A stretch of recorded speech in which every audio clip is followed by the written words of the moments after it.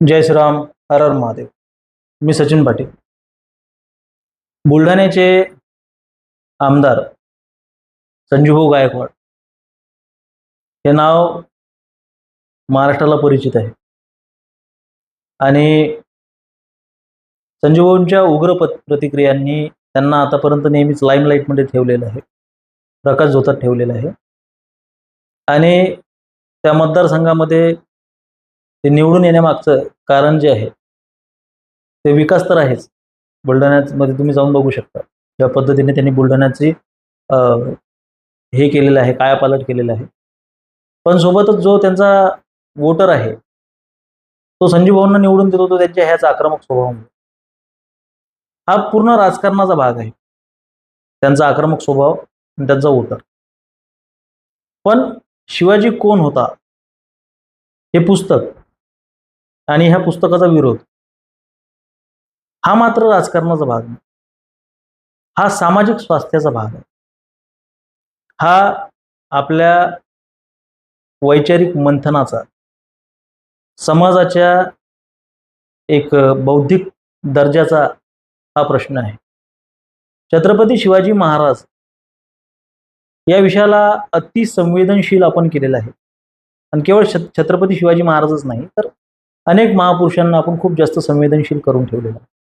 आता धीरेंद्र शास्त्रीचा सुद्धा मुद्दा, त्यावर सुद्धा मी भाष्य करणार आहे. परत एक मौलाना सुद्धा बोललाय छत्रपती शिवाजी महाराजांबद्दल आक्षेपार्ह. आता नेहमीच एक आपण पाहायला आपल्याला मिळतं की समाजामधले जे पोलरायझेशन झालेलं आहे डावे उजवे याच्यामध्ये, तर प्रत्येकजण एकाने हा मुद्दा काढला की दुसरा म्हणतो की तू यावेळेस कुठं होता, पहिल्याने हा मुद्दा काढला की तो म्हणतो तू त्यावेळेस कुठं होता. छत्रपती शिवाजी महाराजांच्या एकेरी नावाचा उल्लेख तिथं राजा शिवाजीमध्ये पण आहे, रितेश देशमुखच्या चित्रपटात. आता काल परवा मला एका मुलाचा हे आला, फोन आला, दादा म्हणे जगदंबा तलवार, भवानी तलवार आपण या तलवारीला म्हणतो, कुठलाही क्षत्रिय लातीनं तलवार उचलणार नाही. पण ट्रेलरमध्ये एक सीन असा आहे की म्हणे त्याच्यात रितेश देशमुख लातीने तलवार फेकतो आणि झेलतो.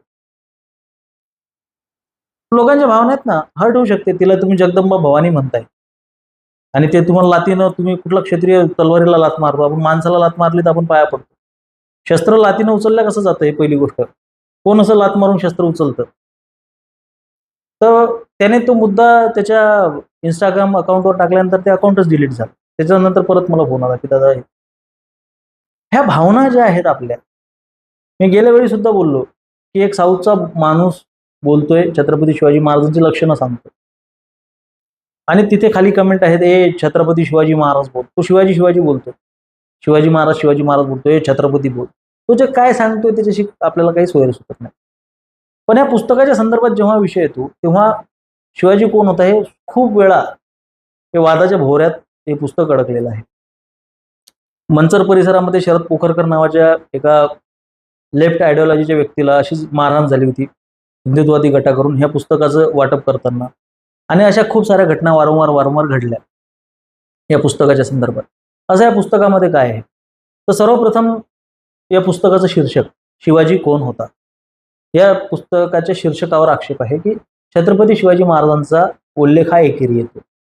आता गमतीचा भाग असा आहे की जय भवानी जय शिवाजी या उद्घोषाला विरोध करताना संभाजी ब्रिगेडचं एक आर्ग्युमेंट होतं.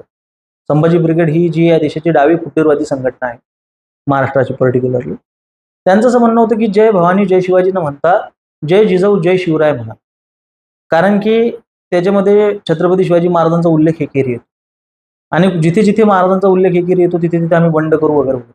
आणि ह्या संभाजी ब्रिगेडच्या नावातच शंभूराजांचा एकेरी उल्लेख. आणि आज हीच ब्रिगेड काय म्हणते पुढे येऊन की बाबा छत्रपती शिवाजी महाराजांच्या शिवाजी या नावामध्येच शिवाजी हेच आदरणीय आहे, पण होताचं काय करणार तुम्ही, कोण होता त्याचं काय करणार. तर आता हे ज्या आर्ग्युमेंट्स आहेत ह्या व्यक्ती केंद्रित असतात, ह्या व्यक्ती सापेक्ष असतात. ह्या बारामतीच्या आदेशावर किंवा आयडिओलॉजीच्या तुम्ही कुठल्या आयडिओलॉजीला फॉलो करता त्याच्यानुसार तुम्ही विरोध करायचा की त्याचं समर्थन करायचं हे ठरलेलं असतं. याच्यामध्ये कुठेही ज्याला आपण बेसिक नैतिकता ज्याला म्हणतो आपण, बेसिक मॉरॅलिटी किंवा कुठे जबाबदारी किंवा कुठेही मुद्दा असतो अशातला भाग नाही. एकेरी नावाचा जर का तुम्हाला विरोध करायचा आहे तर तो विरोध गोविंद पानसरेंचाच का? तर तुम्ही तो विरोध त्या प्रत्येक गोष्टीचा केला पाहिजे जिथे तिथे छत्रपती शिवाजी महाराजांचा एकेरी उल्लेख झालेला आहे. मग या एकेरी उल्लेखाचा आपण जर काही इतिहास पाहिला तर आपण पाहतो की बाबा छत्रपती शिवाजी महाराजांना म्हणजे एक नास्तिक समीक्षक नरहर कुरुंदकर हे सुद्धा छत्रपती शिवाजी महाराजांना लोक अवतार का मानतात?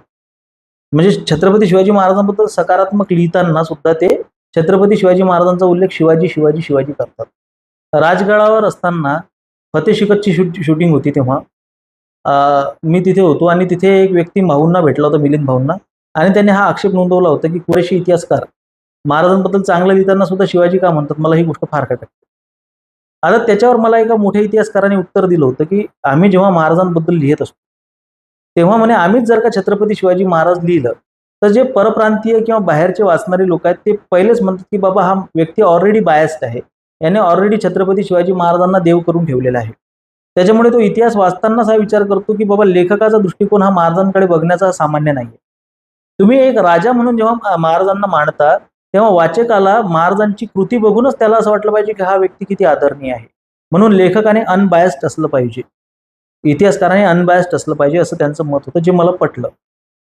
आता आपण येऊ मूळ विषयाकडे की तरी सुद्धा तुमचं जर का मन दुखावत असेल की कुरुंदकर असो किंवा कुठलाही मोठा इतिहासकार असो त्यांनी छत्रपती शिवाजी महाराजांच्या नावाचा उल्लेख एकेरी करू नये असं जर का तुम्हाला वाटत असेल आणि तुम्ही खरोखर या मतावर ठाम असाल तर तुम्हाला विरोधाची सुरुवात फुलेंपासून करावी लागेल. फुलेंनी जेव्हाही छत्रपती शिवाजी महाराजांचा उल्लेख केलेला आहे तो एकेरी केलेला आहे आणि एकेरीच नाही तर अक्षरशून्य शिवाजी असा फुलेंनी तिथे उल्लेख केलेला आहे. या विषयावर तुमचं काय मत आहे?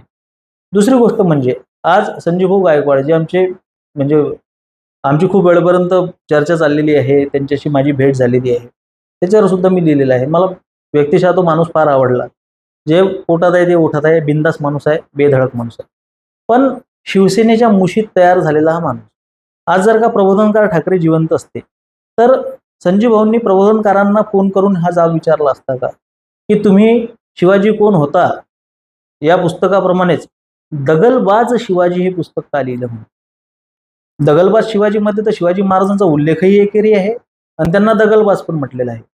पण त्या पुस्तकाच्या गाभ्यामध्ये वाचताना आपल्याला काय दिसून येतं की त्यामध्ये महाराजांचा गवगवा आहे, महाराजांची प्रशंसा आहे. दगलबाज शिवाजी मध्ये छत्रपती शिवाजी महाराजांनी शिवाजी महाराजांना मांडताना बगलबाज अर्जुन आणि दगलबाज शिवाजी असं त्यांनी पहिल्यांदा ठरवलं होतं टायटल द्यायचं. अर्जुनाचा काय संबंध? तर भगवान श्रीकृष्णाने जो उपदेश केलेला आहे भगवद्गीतेमध्ये त्या उपदेशाला अर्जुन कुठेतरी बगल देत होता, म्हणून त्याला गीता सांगावी लागली आणि त्याला मूळ त्याच्या वृत्तीवर आणावं लागलं, क्षात्र धर्मावर आणावं लागलं.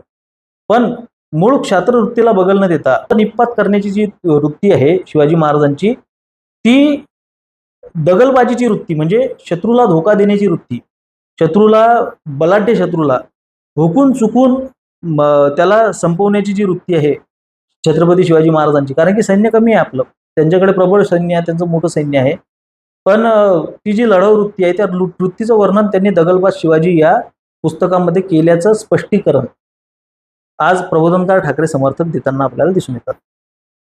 म्हणजे कुठेतरी त्याच्यामध्ये महाराजांची प्रशंसा केलेली आहे, म्हणजे पुस्तकाच्या आतमध्ये प्रशंसा केलेली आहे. एवढंच काय तर छत्रपती शिवाजी महाराजांबद्दल प्रबोधनकार ठाकरेंनी फक्त दगलबाज शब्द वापरलेला नाही, तर एका ठिकाणी तर गागा भट्टाचा हलकटपणा कोदंडाचा टणत्कार पुस्तकामध्ये छत्रपती शिवाजी महाराजांबद्दल लिहिताना ते भिक्षुकशाहीचे दासगणू अर्थ कृत्य झाले होते असा सुद्धा उल्लेख प्रबोधनकारांनी केलेला आहे. आता त्यामागे त्यांचा प्रेम होता, जिव्हाळा होता किंवा त्यांचे म्हणणं काय होतं हे मी तिथंच त्याचं स्पष्टीकरण देण्यास असमर्थ आहे. आज प्रबोधनकार जर का असते तर कदाचित संजीवांनी त्यांना फोन करून सुद्धा याचं स्पष्टीकरण मागितलं असतं की तुम्ही असं का लिहिलं, पण तो काळ लोटलाय. मग तुम्हाला विरोधच करायचा आहे तर तुम्हाला ह्या सगळ्या गोष्टींचा करावा लागेल. डॉक्टर बाबासाहेब आंबेडकरांनी सुद्धा छत्रपती शिवाजी महाराज हा उल्लेख कधी केला नाही. नवीन मार्ग चोखडण्याची शिवाजीची छाती नव्हती म्हणत छत्रपती शिवाजी महाराजांच्या क्षमतावरच प्रश्नचिन्ह उभे करत छत्रपती शिवाजी महाराजांबद्दल एकेरी उल्लेख डॉक्टर बाबासाहेब आंबेडकरांनी सुद्धा केलेला आहे. या विषयावर तुमचं काय मत आहे हे सुद्धा मला जाणून घ्यायला आवडेल तमाम त्या लोकांकडून ज्या लोकांना छत्रपती शिवाजी महाराजांचा एकेरी उल्लेख आवडत नाही. तिथून तर विनोद अनावरतपर्यंत हे पुस्तक शिवाजीचे उदात्तीकरण, शिवाजीचा फुगा फुलेंनी मोठा फुगवला होता आणि त्यामध्ये टिळकांनी हवा भरली, 3.5 जिल्ह्यांचा राजा, ब्राह्मणांचे पाय धुवून पाणी पिणारा राजा, अशा पद्धतीने विनोद अनावरतने जे चिखलफेक करत छत्रपती शिवाजी महाराजांच्या चरित्राचं हनन केलेलं आहे, ते शिवाजीचे उदात्तीकरण, या पुस्तकामध्ये सुद्धा शिवाजी महाराजांचा एकेरी उल्लेख आणि प्रचंड अपमान आहे. त्याच्यावर सुद्धा आजपर्यंत कुठेही भाष्य झाले नाही. उलट संभाजी ब्रिगेडने आपल्या एल्गार परिषदेमध्ये हे पुस्तक वाटल्याचा आरोपच संभाजी ब्रिगेडवर केलेला आहे. FIR मध्ये तुम्हाला ते तसं लक्षात येईल. आता ह्या सगळ्या गोष्टी जर का आपण बघितल्या कॅल्क्युलेटिव्हली, तर इथे छत्रपती शिवाजी महाराजांचा अपमानही आहे आणि छत्रपती शिवाजी महाराजांचा एकेरी उल्लेखही आहे. या सगळ्या गोष्टींसाठी आज आपण काही करू शकतो का? अर्थातच नाही.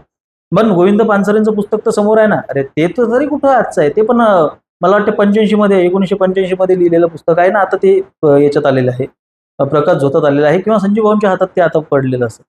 पण त्या पुस्तकाच्या आतमध्ये काय आहे, तर कम्युनिस्ट आयडिओलॉजी आहे, छत्रपती शिवाजी महाराजांना सेक्युलर दाखवण्याचा प्रयत्न केला आहे.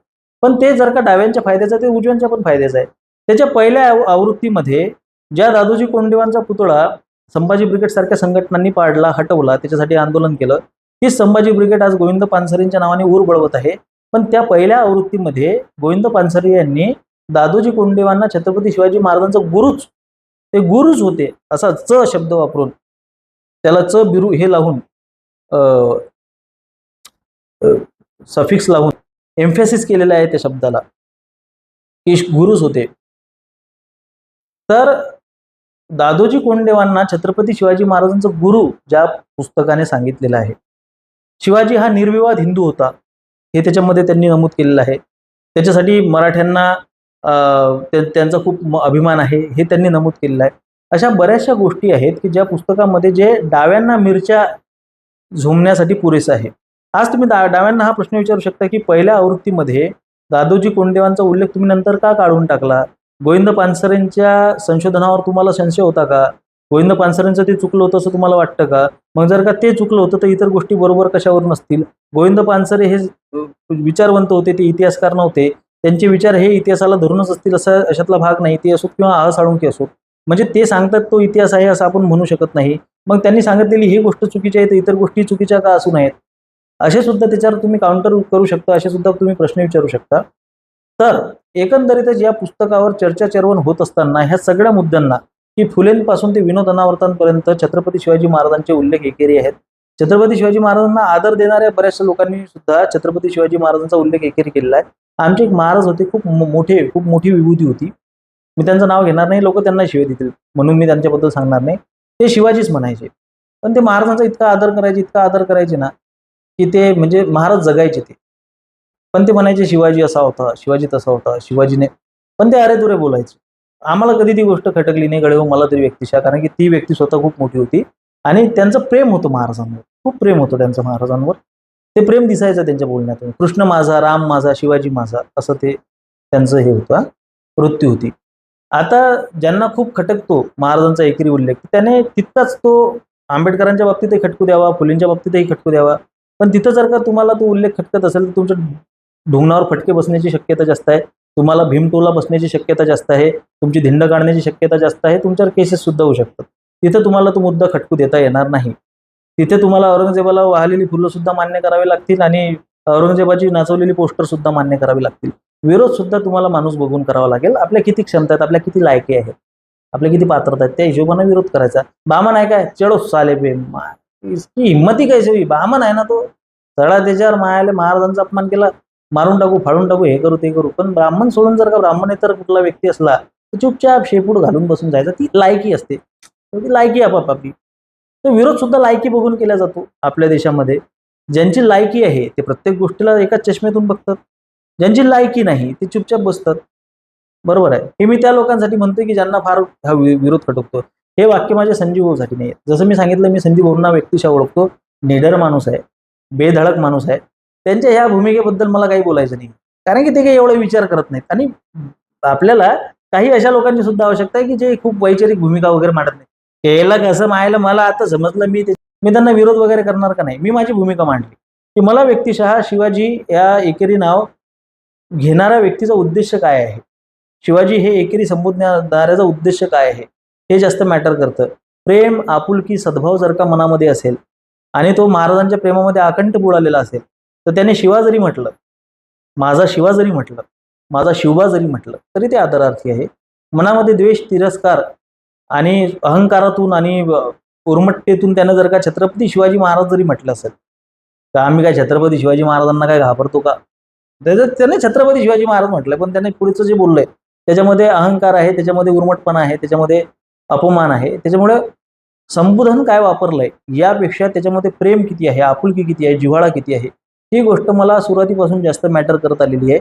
आणि मी त्या विषयावरच ठाम आहे अजूनही, की कोण कसा शब्द वापरतोय त्यापेक्षा त्याच्या मागची भावना काय आहे. मी ते वार्तालाप त्यांचा ऐकला नाही, पण मला बऱ्याच लोकांनी सांगितलं की समोरच्याने सुद्धा इन्स्टिगेट केलंय. आजकाल हे फार चालतं, समोरचा इन्स्टिगेट करतो तुम्हाला बोलायसाठी, मग तुम्हालाच तुमच्या बोलण्यात फसवतो, मग ते ऑडिओ व्हायरल होतो आणि मग तुमच्यावरच केसेस आणि कारवाया होतात. म्हणून संयमानं घ्या. संजीव भाऊ गायकवाड आमदार आहेत, ते समर्थ आहेत, ते सांभाळायला आपण नाहीये. आपल्याला त्याची आयडिया केली आतमध्ये गेली असं नको व्हायला. म्हणून संयमाने घ्या, संयमाने व्यक्त व्हा. व्यक्तिशः मला याच्यामध्ये काही तथ्य वाटत नाही या आरोपामध्ये शिवाजी कोण होता या पुस्तकाच्या. कारण की जर याच्यावर आक्षेप घ्यायचा असेल तर अजूनही त्या बाकीच्या गोष्टींवर आक्षेप घ्यावा लागेल.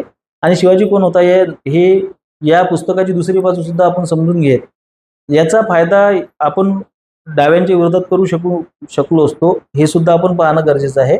आणि एकंदरीत या वादावर पडदा पडावा ना, हा काही एवढा मोठा वाद नाहीये. कोणी कोणाला तरी फोन करून धमकी दिली म्हणजे तुम्हाला जर का व्यक्ती स्वातंत्र्य धोक्यात आलं वगैरे असं वाटत असेल तर गौतम खट्टरला उचललंय, त्या रंजन नावाच्या व्यक्तीवर कारवाई झालेली आहे, अजित भारतींना नोटीस गेलेल्या आहेत, आपल्या कुठल्या तरी आपल्या व्हीलॉगरला मारहाण झाली, कोणाच्या तरी घरात घुसून मारहाण झाली, कोणाला तरी कुठं उचललंय. आपल्या व्यक्ती स्वातंत्र्याचा किती भयंकर इथे दमन होतंय व्यक्ती स्वातंत्र्याचं हे आपल्या डोळ्यांनी दिसत आहे. कित्येक लोकांना उचलल्या जाते, कित्येक लोकांना टोले टाले दिले जात आहेत, कित्येक लोकांचे धिंड काढले जाते. तिकडे लक्ष द्या ना. एक कुठला तरी प्रकाशक त्याला काहीतरी कोणतरी शिवीगाळ केली, तो आता मुद्दा काय आयुष्यभर लावून धरणार आहेत का? इकडे लोकांना मारहाण होतीये, लोकांचे जीव जाईपर्यंत ती परिस्थिती निर्माण होते, गाड्यात भरून भरून मारहाण केली जात आहे. त्याच्याकडे लक्ष द्या पोलीस प्रशासनाने, गृहमंत्र्यांनी, गृह खात्याने जरा तिकडे सुद्धा लक्ष द्यावं. आणि हे मीडियाकडून तर अपेक्षा नाही आहे. अरे ती बाबा त्या आपल्या रायगडमध्ये आपल्या मुंबईला एका 22 वर्षीय तरुणीचा मृतदेह सापडलाय, तिच्यावर अत्याचार करून तिची हत्या करण्यात आली. तिकडे सुद्धा लक्ष द्या. ती दलित तरुणी होती आणि अत्याचार करणारा शांतिप्रिय समाजातला होता. तो सुद्धा दलित अत्याचाराचा तो हे आहे, प्रकार आहे. तिकडे सुद्धा लक्ष द्या. लोक मारतायत, तरुणींचे बलात्कार होत आहेत. तुम्हाला कशाची ते प्रकाशक आणि शिवीगाळ नाही, ह्या फालतू मुद्द्यांवर तुम्ही रान पेटवत बसलायत. आणि तुम्हाला एवढी व्यक्ती स्वातंत्र्याची चाळ आहे तर तुम्ही त्या लोकांना सुद्धा बघा की छोट्या छोट्या गोष्टीवर अॅट्रॉसिटीसाठी जे आतमध्ये जात आहेत, ज्याच्यावरती कलम सुद्धा बसत नाही, किंवा गोवा पोलीस जाऊन कुठेतरी गौतम खट्टर सारख्या व्यक्तीला त्याने फक्त ऐतिहासिक दाखला दिला म्हणून उचलती आहे, ती व्यक्ती स्वातंत्र्याची गडचिपी तुम्हाला दिसत नाही का? या विषयाकडे सुद्धा लक्ष द्या, इकडे सुद्धा व्यक्त व्हा. या जगामध्ये केवळ एकच समस्या नाहीये. तर ही माझी विनंती आहे. माझे विचार पटत असतील तर सहकार्य असू द्या. धन्यवाद. जय श्रीराम. हर हर महादेव.